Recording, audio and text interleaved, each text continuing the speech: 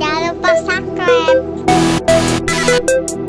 Seperti janji saya, di minggu ini kita akan mereview salah satu daily driver saya ya, yaitu Huawei P30 Pro, dan saya sudah menggunakan HP ini sekitar 3-4 bulan. Dan di kesempatan kali ini saya akan memberikan pengalaman saya selama masa penggunaan Huawei P30 Pro ini, dan nanti di akhir video saya harap bisa membantu kalian untuk memutuskan apakah Huawei P30 Pro ini layak atau tidak.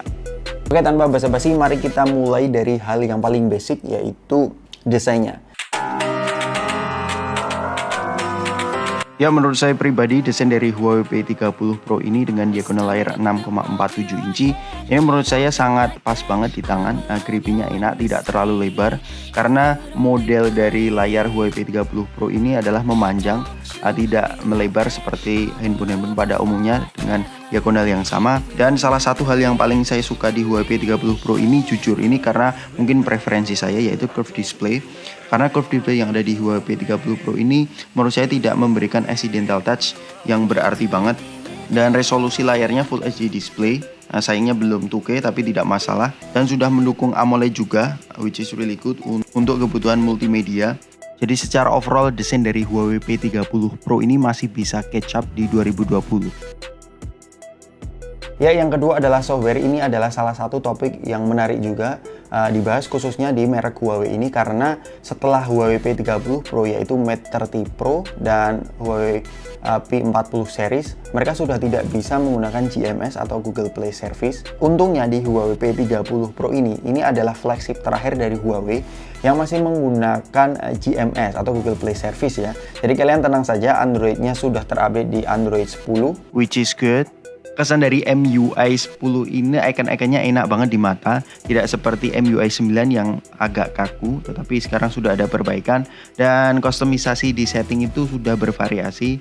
Ada dark mode, dan screen resolusinya kalian bisa kurangi ke HD, which is really good untuk low consumption. Notch-nya kalian juga bisa hilangkan, dan udah ada always on display. Ya, yang ketiga adalah spesifikasi dengan Kirin 980 dan RAM 8GB dengan ROM internal 256, sudah didukung dengan NFC dan IP68 water resistant, 4200 mAh, dan sudah ada wireless chargingnya. Dengan spesifikasi tersebut, Huawei P30 Pro ini tidak menemui kendala sama sekali, walaupun secara urutan prosesor Kirin 980 ini bukan yang terbaru ya, tetapi untuk multitasking dan untuk bermain game apalagi, ini saya tidak menemui kendala sama sekali. Saya memainkan 2 game, yang pertama adalah Call of Duty, saya tidak menemui kendala sama sekali, grafik bisa dikeber sampai max, dan untuk game kedua yaitu Honkai Impact ini ada sedikit lag sedikit, tapi kalian bisa mengakali ya untuk menyalakan performance mode untuk mendapatkan game experience yang lebih baik. Ya, selanjutnya adalah baterai. Dibekali dengan 4200 mAh, SoC yang saya atau screen on time yang saya dapatkan itu bisa sampai 8-9 jam. Itu kemampuan yang sangat bagus banget. Ini bisa dipakai seharian. Saya pakai seharian dari pagi jam 5 saya bangun sampai malam sekitar jam 11 itu baterai yang tersisa itu sekitar 30-40% dengan penggunaan medium to heavy use ya.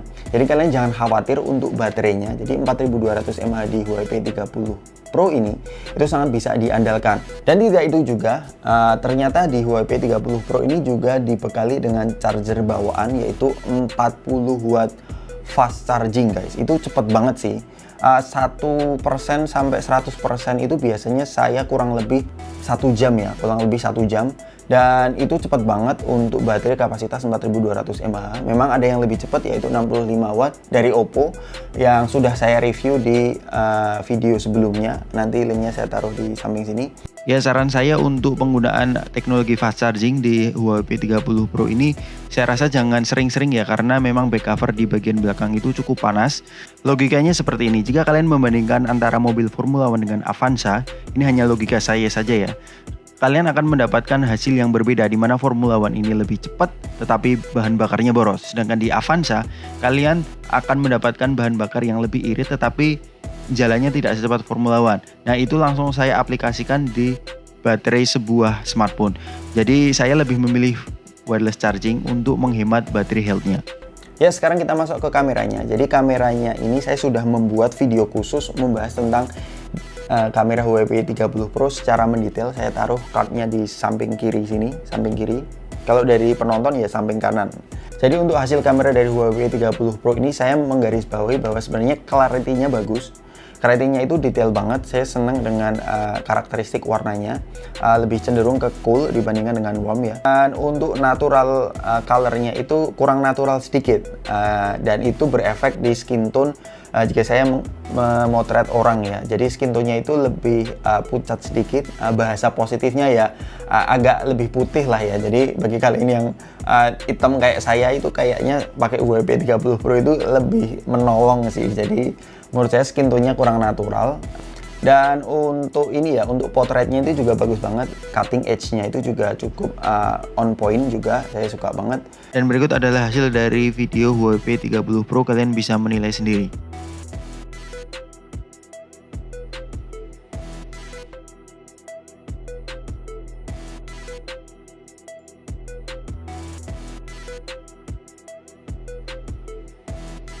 The big question is, kesimpulannya, apakah Huawei P30 Pro ini masih layak digunakan di 2020? Jadi menurut saya pribadi, sebuah flagship atau sebuah daily driver itu harus memenuhi 3 kriteria. Yang pertama adalah kamera yang bagus. Yang kedua adalah baterai yang cukup tahan lama dan bisa diandalkan. Dan yang terakhir adalah performa. Ketiga kriteria tadi yang saya sebutkan sudah dipenuhi oleh Huawei P30 Pro. Oke, itu saja guys video dari saya. Semoga review ini bisa memberikan gambaran pada teman-teman apakah Huawei P30 Pro ini layak untuk dibeli atau tidak. Kalian bisa komen di kolom deskripsi bawah, atau kalian bahkan menonton video ini menggunakan Huawei P30 Pro. Komen di bawah juga. Dan terima kasih bagi kalian yang sudah mensubscribe channel ini. Channel ini hampir 1000 subscriber pertama ya. Saya senang banget bagi kalian yang baru join, baru subscribe di channel ini. Selamat datang. Dan bagi kalian yang udah dari awal subscribe di channel ini, saya apresiasi sekali. Sampai ketemu di video selanjutnya ya guys. Thank you guys for watching this video. Peace out. Kayak gini, kayak ngomong sama tembok. Apakah kalian bisa melihat mata saya? Saya aja nggak bisa melihat mata saya sendiri karena ya ketutupan ini. Jadi kita nggak usah lanjut lah ya. Jadi